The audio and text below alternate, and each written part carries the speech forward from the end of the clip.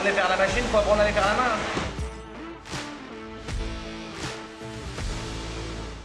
Vous voyez l'intérêt de faire les filtres à air? Oh, mais c'est abusé là! Putain! Oh la vache! On a été faire notre petite vidéo sur la chaîne principale qui vous a pas mal plu parce qu'en quelques jours elle a fait 800 000 vues. Donc là on a les filtres à air des motos qui ont roulé dans le sable cette journée-là. Donc là vous voyez normalement ils sont jaunes ou bleus. Putain c'est abusé comment ils ont souffert les filtres. Comme quoi l'intérêt de bien faire l'entretien de vos motos et des filtres à air, parce que nous on a roulé dans le sable, ça se salit beaucoup plus vite dans le sable que dans d'autres conditions, mais en tout cas d'où l'intérêt de le faire pour préserver les moteurs et la mécanique des motos. Les amis, restez bien jusqu'à la fin de cette vidéo parce que comme vous le savez, j'aime bien la transparence, j'aime bien vous parler de chiffres, j'aime bien vous expliquer. Là, c'est vraiment cette vidéo un retour sur ce qui s'est passé depuis un an en lançant mon magasin de moto. Je vais vous dire combien j'ai investi, combien je gagne, combien je fais de chiffre d'affaires, combien je dépense, combien j'ai vendu de motos.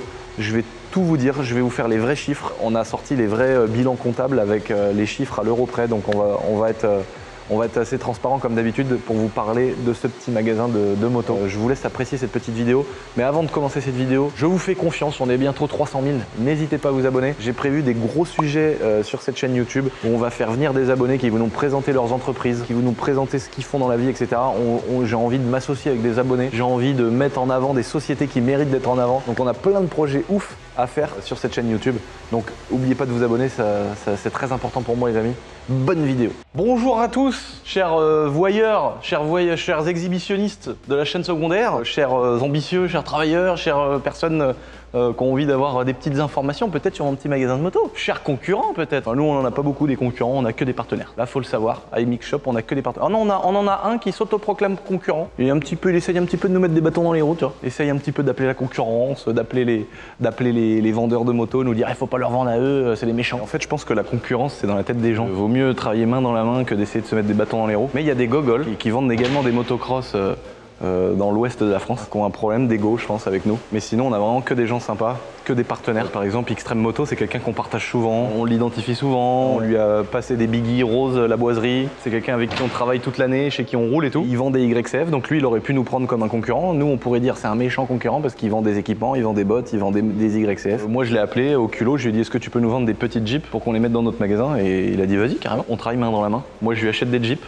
lui il m'achète des biggies roses, on fait des événements etc. Donc voilà, travailler main dans la main ça rapporte plus d'argent que de se faire la guéguerre comme les Mongols. Mais ça tout le monde le sait, hein, les gens qui font vraiment du business savent que c'est comme ça que ça fonctionne. Donc je pense qu'on n'aura pas tant de concurrents qui regarderont cette vidéo pour avoir les chiffres qui sont intéressants. C'est pour ça que je voulais faire ce petit focus, je vous l'avais promis, hein, on avait fait la même chose sur Essentiel Airsoft où je vous avais expliqué comment j'avais fait de 0 à 700 000 euros de chiffre d'affaires. Le titre est un peu putaclic, je vous l'accorde, mais c'est pourtant la réalité.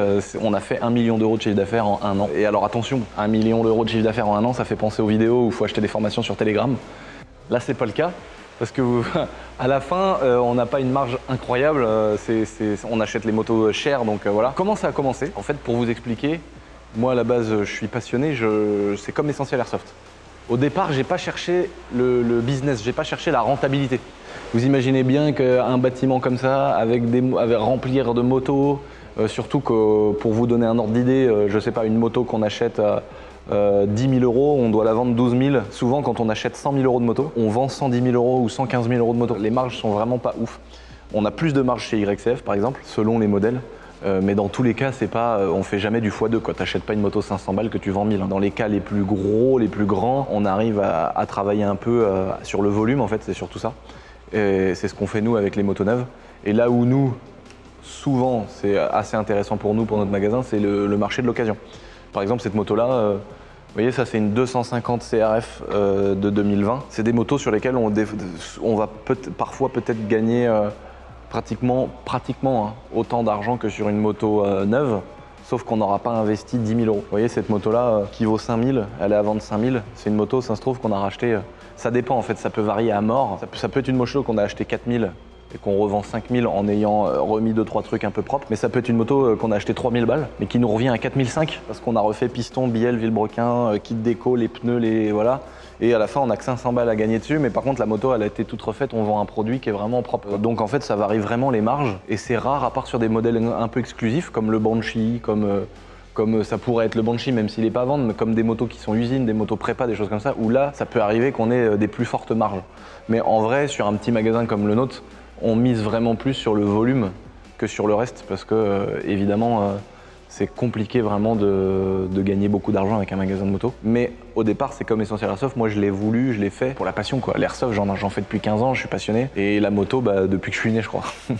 J'ai fait CAP, BEP, bac en mécanique moto. Après, j'ai fait un BTS MUC, management des unités commerciales pour pouvoir un jour faire comme mon ancien patron LG Sud 49 à Brissac-Quincé, où j'ai fait mes stages et où ça m'a ouvert vraiment les portes et il m'a appris beaucoup de choses, Ludo. Je voulais faire comme lui, quoi. C'est l'exemple à suivre. Où je me disais, putain, le mec, il était mécano chez Yamaha, un jour il s'est lancé, il a monté sa boîte. Aujourd'hui, il a un petit magasin où il vend des motos, il répare des motos. C'est une petite structure comme la mienne, mais c'est incroyable, quoi, parce qu'il a réussi à faire ça, et en plus, il a tenu 13 ans. Et il tient toujours, tu vois ce que je veux dire? Et c'est incroyable. Mais c'est un putain de bosseur, et du coup, ça a toujours été mon exemple. Mon rêve ultime, c'était un jour d'avoir un magasin de moto comme lui, et de le faire à mon goût, parce que moi, je suis plus dans le cross, je suis plus dans les bécanes de cross, et évidemment, je me voyais pas vendre des motos de route. C'est vraiment le côté passion à 1000%, supermoto, quad, cross, trial, etc. Tout ce qu'on retrouve ici en fait. Sachant que je fais de la mini-moto et que ça fait des années que je travaillais sur ma chaîne YouTube avec YCF, pour moi c'était une logique aussi d'avoir des YCF dans le magasin. Vous allez vous dire, mais comment on a fait pour lancer le truc? Alors là, il n'y a pas de secret à un moment donné. Pour lancer le truc, soit tu commences petit et puis tu fais ça dans un petit local que tu loues, soit tu arrives avec plus de moyens, ce qui est mon cas, parce que j'ai déjà fait de l'argent avant. Donc moi, le point de départ, c'est YouTube, comme tout ce que j'ai fait. De toute façon, c'est le point de départ. Moi, j'ai commencé YouTube, j'étais dans la caravane avec ma mère. Ça, c'est pas un mythe, c'est pas une histoire inventée.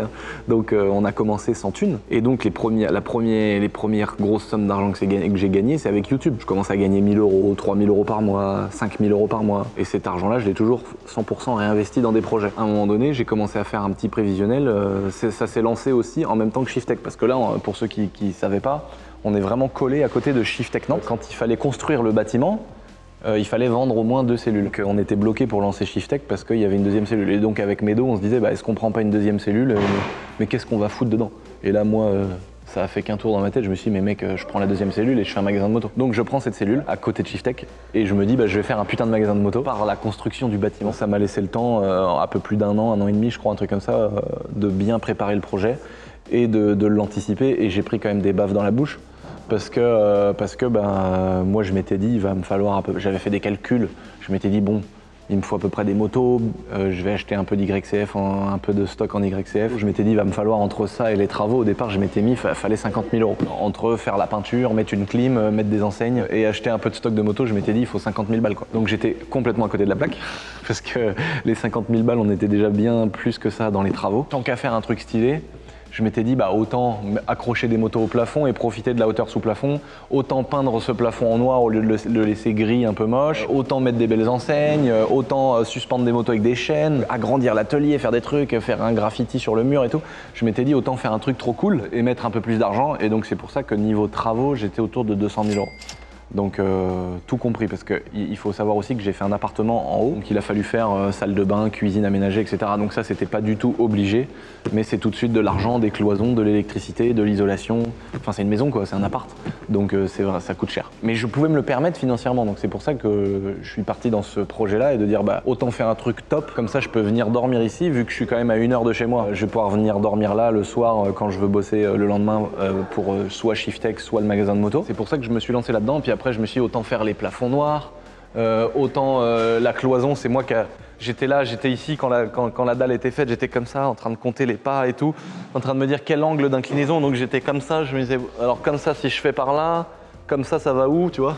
Avec ma petite craie au sol, j'étais en train de tailler des plans, et c'est comme ça qu'en fait, j'ai fait ce mur et cette cloison, pour que derrière, en fait, on puisse faire une cellule à Shiftech, pour qu'on fasse du detailing. En fait, il y avait 500 mètres carrés de chaque côté. Donc je m'étais dit 500 mètres carrés pour un magasin de moto, ça va faire un peu grand. Donc c'est pour ça que je m'étais dit on va taper cette cloison-là, on va faire un trou dans le mur et ça va permettre à Shiftech de rentrer des voitures dedans et pouvoir faire des salles de detailing, ce qu'on fait aujourd'hui, où on pose du PPF, les vitres teintées, nettoyer les voitures, faire de la prépa vraiment esthétique. Ça nous a permis de ramener une branche, un business en plus pour Shiftech. On fera peut-être un focus sur Shiftech dans une prochaine vidéo. Donc on avait agencé ça un peu comme ça pour qu'on puisse faire un magasin fonctionnel avec la place qu'il faut, etc. Ensuite, une fois que tous les travaux, etc., j'ai pris quand même une baffe dans la bouche parce que j'ai voulu faire les choses bien. Mais évidemment, si j'avais eu une restriction financière à 50 000 €, j'aurais pu faire, ça aurait été moins fun, ça aurait été tout gris, il y aurait eu des moins belles choses, il n'y aurait pas eu de moto pendue au plafond et tout. Mais ayant un peu de sous de disponible, je me suis dit, bah, autant qu'à faire, autant faire un truc de ouf. Au moins, c'est fait une fois et on n'y revient pas. Donc voilà comment c'est parti en fait au départ. En lançant les travaux de Shiftech, on avait dû acheter une deuxième cellule. Et donc voilà le projet de départ du magasin de moto. L'idée, elle commence dans le Covid avec Medo. Hein. Donc ça commence à faire quelques années maintenant. Donc on a préparé tout ça, j'ai acheté des motos neuves, sachant que je bossais avant dans des concessions vers Angers. J'ai réussi à négocier des contrats pour pouvoir acheter des motos neuves directement aux concessionnaires et aussi à passer par des groupes. Aujourd'hui, on passe par des groupes qui nous vendent des motos, c'est des gros groupes de centrales d'achat et ils nous vendent des motos en direct à nous, c'est ça qui nous permet d'acheter des motos neuves. Ensuite, on a notre réseau de clients maintenant qui s'est fait aussi avec le temps, mais ça j'en reviendrai après, où on achète des motos d'occasion, où on reprend des motos d'occasion pour la vente d'une neuve. Et c'est ça en fait qui fait qu'on a à la fois de l'occasion, à la fois de la neuve. Et on a également aussi, de par les relations que j'avais pour mes vidéos avec YCF, on a aussi toute une gamme YCF disponible dans le magasin. Et donc c'est comme ça qu'on a des grosses YCF, on a des toutes petites, voilà. On a de la moyenne, on a de la thermique, on a de la électrique. Donc on a vraiment une gamme large. On a ensuite, on s'est affilié avec Luquin. On a des motos Supermoto préparées directement par le team Luquin. Ça c'est des choses qu'on a rajoutées avec le temps. Alors ça c'est des détails par rapport au magasin, mais c'est plus pour le côté des passionnés qui vont regarder. Mais en fait avec le temps, on a des relations avec des partenaires, on a une clientèle qui se crée et donc on reprend, on nous propose régulièrement, on va pas sur le bon coin acheter des motos d'occasion, c'est les gens qui nous les proposent ou les gens qui achètent des neuves ici à qui on peut reprendre ces motos-là. Et nos partenaires comme le team Luquin justement, qui nous fournit des motos super motards complètement équipées avec les gros systèmes de frein, les moteurs, etc., les jantes spécifiques, des motos vraiment préparées. Et de par cette affiliation, on a créé des motos comme celle-ci.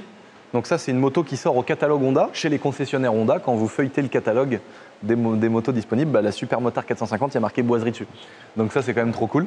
Et au même titre que celle-ci, par exemple, ça, c'est une édition limitée qu'on a sortie avec YCF, où la moto, on l'a fait fabriquer directement à l'usine YCF, où il y a édition limitée, by la boiserie, de graver directement dans les jantes anodisées, des couleurs spécifiques, tous les leviers, pédales de frein, les moyeux, les carters moteurs. Là sur le carter moteur, il y a gravé boiserie aussi.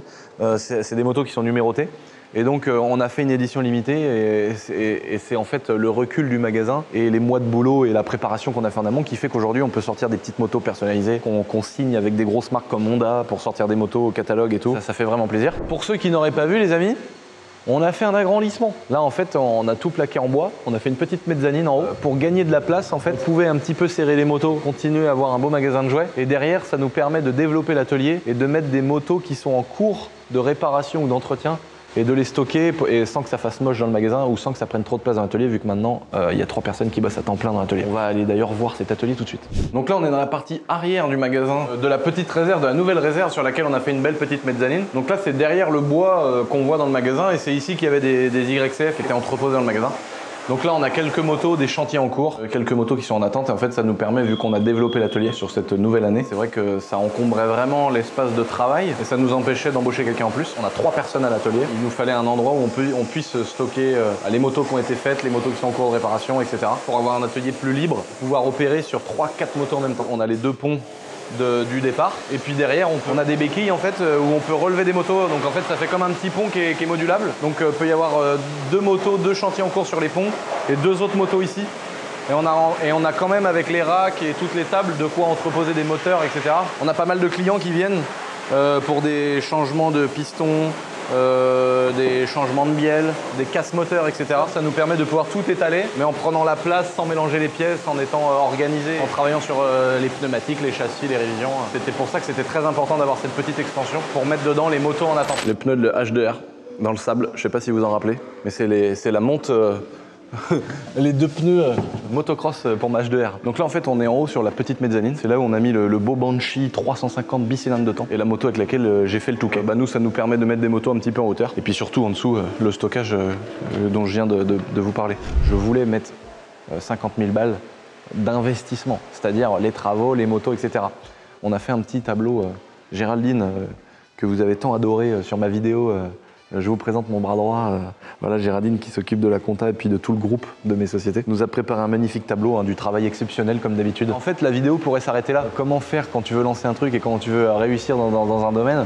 En fait, c'est surtout bien s'entourer. Si tu travailles avec des tocards, ça marche pas, quoi. Et c'est bien s'entourer, avoir des gens qui aiment ce qu'ils font, avoir des gens qui font le métier qui est adapté à ce qu'ils ont envie de faire. En fait, c'est ça qui est très important. Et là, l'avantage, c'est que pour la partie comptabilité, fiscalité, conseil, développement, trésorerie, avoir Géraldine tout le temps avec moi, ça change tout, quoi, parce qu'elle a des années d'expérience et c'est quelqu'un qui m'apporte beaucoup. Et donc dans toutes les sociétés qui réussissent, il y a forcément une Géraldine. Et donc là, par exemple, je lui avais demandé de me regrouper quelques chiffres pour pouvoir faire cette vidéo, justement. Donc j'ai eu un tableau Excel avec des petits diagrammes, des petits graphiques en camembert. Enfin, j'en ai bien plus que ce que j'en demande. Donc par exemple, le stock de départ, simplement en moto, finalement, quand j'ai lancé, parce que j'ai acheté des YCF, après j'ai fait des calculs, je me suis dit, bon, des YCF, il m'en faut une vingtaine.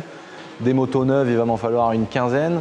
Il va me falloir un petit peu de moto d'occasion, il va me falloir un peu de jantes, 2-3 casques, des paires de poignées, des chambres à air, 2-3 trucs pour meubler le magasin. Et donc, le stock uniquement de motos, au lancement, on était à 101 000 €. Moi, je voulais mettre 50 000 balles.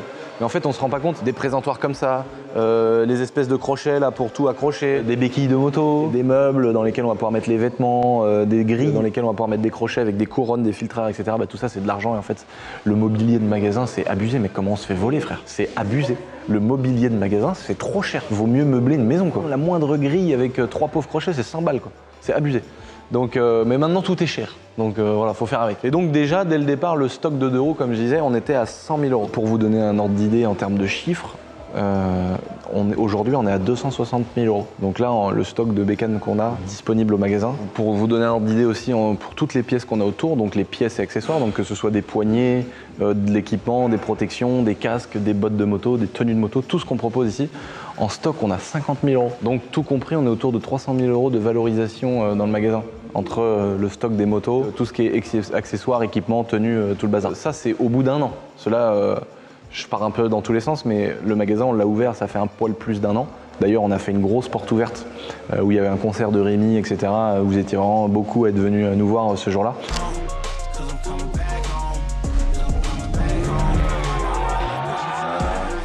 C'était vraiment sympa, on avait fait les portes ouvertes de Shiftech en même temps. C'était un bel événement et donc on fêtait pile poil les 1 an. Le but, c'est de développer le magasin, développer l'atelier. Donc là, je vous parle de chiffres de la première année. Donc en 1 an, on a fait grossièrement 1 million d'euros de chiffre d'affaires TTC. Là, aujourd'hui, on développe vraiment la partie atelier, la partie entretien, la partie réfection de moteur, etc. Pour vous parler de chiffres un petit peu plus précisément, on a vendu 170 motos, donc pas mal quand même, hein. Ça fait une moto tous les 2 jours à peu près, mais je calcule mal. Donc, on a vendu 160 000 € de motos d'occasion, on a vendu 550 000 € de motos neuves, donc on vend plus de motos neuves que de motos d'occasion. Potentiellement, en termes de statistiques, on a une meilleure marge sur les motos d'occasion que sur les motos neuves. Donc là, on n'a encore pas les chiffres de la vente des accessoires, parce que les bilans, en fait, c'est pas forcément du 1er janvier au 31 décembre. Et donc, on n'a pas forcément tous les statistiques. Donc là, aujourd'hui, vu que c'est quelque chose qu'on a apporté après tous les accessoires, par exemple, la partie réparation, aujourd'hui, on n'est pas encore capable, on n'a pas encore sorti les bilans comptables définitifs, vu qu'on a entamé ça au milieu de l'année, donc on ne sait pas encore sur 1 an. Parce que ça fait pas 1 an qu'on fait de la mécanique. Au début, on n'ouvrait pas la mécanique aux clients, on faisait la mécanique que de nos motos, parce que il y avait que 2 personnes au magasin. Maintenant il y a 3 mécaniciens, on a ouvert la possibilité aux clients de nous déposer leur moto, de faire les entretiens, de refaire les moteurs. Mais ça, du coup, ça fait pas 1 an. Donc on n'a pas une année comptable qui nous permet de définir encore vraiment combien on a fait, la marge, etc. Parce qu'on est censé à l'atelier aussi faire un peu plus de marge, sachant qu'on vend notre temps. Donc en vendant notre temps, en vendant le temps des gens qui bossent ici, on est censé faire un peu plus de marge, ce qui risque d'améliorer la rentabilité du magasin. Aujourd'hui, c'est pas ouf, hein. Pour vous donner un ordre d'idée, on ne gagne pas encore d'argent avec ce magasin de moto pour la simple et bonne raison, et ça c'est une volonté, mais c'est que je voulais faire tous ces travaux, ça a coûté très cher. Mais le temps d'amortir ça et de rembourser, évidemment, on ne fait pas encore de marge. Si on met à côté de la vente des motos, si on prend achat des motos, achat des accessoires, le temps que ça coûte des salariés ici, et en face on met la vente, c'est-à-dire la vente des motos, la vente des accessoires, la vente de la réparation à l'atelier, de la main-d'œuvre, le magasin gagne de l'argent. Mais si on incombe en plus en charge tous les travaux qui ont été faits, évidemment le magasin il perd de l'argent tous les mois. Le but évidemment c'est d'avoir fait un truc très beau et que sur le long terme on arrive à amortir tous ces coûts et qu'on arrive enfin à gagner de l'argent. C'est exactement ce que j'ai fait avec Essentiel Airsoft. Essentiel Airsoft, pendant 3 ans j'ai pas gagné d'argent et dès qu'on a commencé à dégager 2, 3, 4 000 euros de bénéfices tous les mois, j'ai embauché quelqu'un. Au lieu de me prendre un salaire pour augmenter mes revenus, j'ai préféré embaucher quelqu'un pour miser sur le développement de cette société. Et c'est en embauchant Erwan justement, vu qu'on avait ce qu'il fallait pour le payer de bénéfices tous les mois, on l'a engagé et Erwan nous a apporté de la main d'œuvre en plus, de la gestion en plus. Lui c'est un grand passionné d'airsoft, il a développé pas mal de choses, des nouveaux contrats avec des fournisseurs, etc. Ce qui a fait accroître le chiffre d'affaires. Dès qu'on a gagné un peu plus d'argent avec cette boîte d'airsoft, après j'ai tout investi dans le développement d'un nouveau site internet, la gestion du marketing sur le site internet, pour que quand tu achètes telle réplique, on te propose les bons accessoires. C'est comme si tu achètes une Honda et qu'on te propose tout de suite la bonne ligne d'échappement qui va dessus, avec les bons cale-pieds, avec la bonne déco, etc. Du coup, dans un site qui est bien mieux fini, bien mieux référencé, c'est comme ça qu'on a gagné plus d'argent et que tout l'argent qu'on génère, le bénéfice, je le réinvestis dans des graphistes, dans des gens qui vont faire du référencement, dans des gens qui vont nous faire des nouvelles bannières sur le site. Merde, je suis moitié con, ça, je l'ai pas pété. Voilà l'idée et la logique que j'ai de réinvestissement, évidemment parce que je peux me le permettre, parce que je n'ai pas besoin de ça pour vivre, c'est pas ça qui met à manger dans mon assiette. Évidemment, quand c'est le cas, c'est différent, parce que si tu dois vivre dessus, tu dois prendre du salaire, donc payer des cotisations, des charges sociales et tout le bazar, et là, ça te fait beaucoup moins d'argent pour réinjecter dans le développement d'une boîte. Et c'est l'erreur que j'ai beaucoup de potes, beaucoup de gens, pas mal de connaissances autour de moi qui lancent des choses. Et c'est vrai que c'est l'erreur qu'on voit souvent, c'est que dès qu'il y a de l'argent généré, les gens le prennent pour profiter et augmenter son niveau de vie tout simplement, ce qu'on peut comprendre. Du coup, ça vient brider le développement d'une entreprise, surtout quand on est à des petites échelles comme nous. Moi, ma logique, c'est de réinvestir. À partir du moment où tu n'as pas besoin de ça pour vivre, faut réinvestir 100% des bénéfices. Aujourd'hui, notre boîte d'assurance, on réinvestit 100% dans Jabot Assurance qu'on gagne. Là, c'est le début en plus, donc c'est compliqué. Les compagnies et tout ça, c'est vraiment, c'est très, très réglementé, etc. Mais tout l'argent qu'on gagne, on l'a réinvesti dans des nouveaux salaires. On réinvestit pour embaucher du monde, parce que là, dans notre boîte d'assurance, on a vraiment eu beaucoup de demandes. On a eu 100 000 demandes de devis, et donc on n'arrive pas à répondre à tout le monde. Et il y a plusieurs personnes qui sont pas contentes parce que on peut pas. Mais il y a des gens qui sont sans réponse et malheureusement, on est victime aussi du truc. Tous les jours, ça charbonne. Il n'y a pas de samedi, il n'y a pas de dimanche. Notre équipe est boss à fond. Donc voilà, merci pour ceux qui sont indulgents justement par rapport à ça. En termes de marge pure, je la connais pas exactement. Si on enlevait la partie des travaux du magasin et qu'on parlait, comme je disais tout à l'heure, simplement entre l'achat des pièces, des accessoires, des motos et la vente, c'est-à-dire le chiffre d'affaires de la boîte, la marge exacte, je la connais pas, mais entre le fait de pas payer les gens avec un lance-pierre, c'est pas mon idée pour ceux qui me connaissent. Nous, les salaires, ils coûtent cher parce que après, tu payes pratiquement le double en cotisation, en charges, etc. Donc c'est pour ça que toutes ces charges viennent vraiment englober pratiquement 100% de la marge. C'est pour ça que pour l'instant, on est dans une phase de développement. On a une belle échelle de progression. Voilà, c'est ça qu'il faut se dire. Mais on lâche pas, on continue, on est à fond sur le projet tout le temps. Donc on lâche rien, c'est pas parce que je lance plein d'autres petits trucs qu'on lâche les premières choses. Et donc avec le temps, une fois qu'on aura commencé à amortir le coût des travaux, le coût des petites choses, qu'on va se stabiliser dans la comptabilité, dans la trésorerie, etc. J'espère qu'on va gagner enfin un peu d'argent avec ce magasin de moto et qu'on puisse éventuellement prendre quelqu'un en plus. Ou tout simplement réinvestir dans du stock, dans des choses comme ça, c'est toujours la logique. Mais en tout cas, voilà, c'est vrai que ça fait très putaclic, 1 million d'euros en un an, c'est bien, c'est top. Mais c'est vrai qu'à la fin, là pour le coup, moi je vais pas me verser d'argent, mais j'en gagne tellement à côté que ne pleurez pas pour moi. Mais je trouvais ça important de faire ce petit focus en fait sur le magasin pour vous parler un peu des chiffres. C'est vrai qu'on voit des motos ici, on se dit pas qu'il y en a pour 260 000 euros, on se dit pas qu'il y a 50 000 balles d'accessoires, de pièces pour les motos, on se dit pas forcément que ça fait 1 million d'euros de chiffre d'affaires, on pourrait croire que ça fait plus, on pourrait croire que ça fait moins. En tout cas, moi, ce projet-là, c'est un projet de passionné. Aujourd'hui, en termes entrepreneurial pur, si tu me disais est-ce que c'est quelque chose à faire pour gagner de l'argent, non, je pense pas. Je pense qu'avec l'investissement que j'ai fait, entre tous les travaux, dans le bâtiment, les cloisons, les machins, l'investissement dans les motos et tout le bordel, moi j'ai quand même posé plus de 300 000 euros, tu vois, entre 300 et 400 000 euros d'avance que j'ai fait de mon argent personnel. Ces 300-400 000 euros là, ils auraient été évidemment bien mieux investis dans un autre business qui aurait pu avoir une marge beaucoup plus importante. Maintenant, il y a beaucoup de gens qui travaillent avec la passion et il y a des gens qui sont passionnés par la boulangerie et même s'ils font pas des gros chiffres, même s'il faut se lever à 4 h du matin tous les matins, ça les passionne et c'est ça qui les motive, c'est leur moteur pour se lever et bosser. Et donc il y a beaucoup de gens qui veulent un truc qui leur permet de vivre, mais qui va surtout les faire bander du matin au soir. Et ça, je le comprends de ouf, parce que moi, c'est vraiment ma passion, c'est vraiment mon kiff. J'adore les motos, j'adore tous les engins à moteur. Donc là, d'arriver dans un magasin de jouets comme ça et de voir ça, évidemment que c'est pas du tout le business le plus rentable. Évidemment que ça va mettre beaucoup plus de temps. Des business comme celui-ci, c'est vraiment des choses qui vont mettre des années à être rentables, des années à gagner de l'argent. Mais bon, pendant ce temps-là, tu payes le crédit d'un bâtiment, pendant ce temps-là, tu payes ton stock. Donc à la fin, c'est quand même quelque chose qui est pas mauvais. Mais évidemment, c'est pas quelque chose qui a le plus fort potentiel de ce qu'on pourrait faire avec un investissement de pratiquement 300, 400, j'ai pas les chiffres exacts, mais on est autour de 400 000 euros. Je pense que tu mets 400 000 euros, enfin je pense pas, je le sais. Mais après, c'est pas fun. Acheter des lignes en bourse, c'est pas fun. Mais 400 000 euros en bourse, sur 15 ans, c'est beaucoup plus rentable qu'un magasin de moto. Mais c'est beaucoup moins fun d'avoir des lignes, tu vois, que d'avoir ça, quoi. Ça, franchement, c'est stylé. Mais c'est aussi pour ça qu'on prend des risques, c'est aussi pour ça qu'on fait plein de choses. Et puis de la bourse, j'en fais pas mal à côté. Donc c'était vraiment... Moi, c'était vraiment mon rêve de faire ça. Si on peut en plus en faire quelque chose de cool, d'avoir un magasin qui tourne avec des passionnés, bah, c'est trop bien. J'ai éclairci un petit peu les gens qui se posent des questions, que j'ai démystifié le côté du magasin de moto. J'aime bien parler en toute transparence comme ça et vous expliquer un petit peu comment ça fonctionne. Moi, j'ai aucun tabou sur les chiffres, j'ai aucun tabou sur l'argent que je gagne. C'est pour ça que j'aime bien en parler. Voilà, ça, c'est tout ce que les gens veulent cacher. L'argent, combien on gagne, combien on fait, est-ce qu'on est rentable, la trésorerie. Voilà, tout le monde veut cacher tout ça.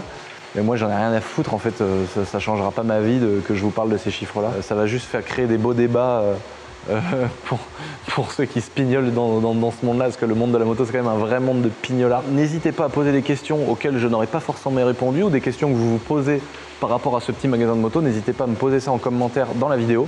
N'oubliez pas de vous abonner, on est bientôt 300 000 sur cette petite chaîne YouTube. Et dites-moi si vous voulez qu'on fasse un focus sur notre petit magasin Shiftech juste à côté. Qu'on vous parle aussi de comment ça fonctionne, est-ce que c'est rentable, voilà. N'hésitez pas à nous mettre ça dans les commentaires, les amis, et abonnez-vous, et je vous lis topette. Et non, ça c'est pour la chaîne principale. Mais continuez de travailler, parce que c'est comme ça que vous n'aurez pas de retraite à la fin de votre vie. Allez, salut, faites de la bourse. C'est ça qui vous fera une retraite. C'est ça qui vous évitera d'aller à 64 ans continuer à travailler, les gars. Jojo.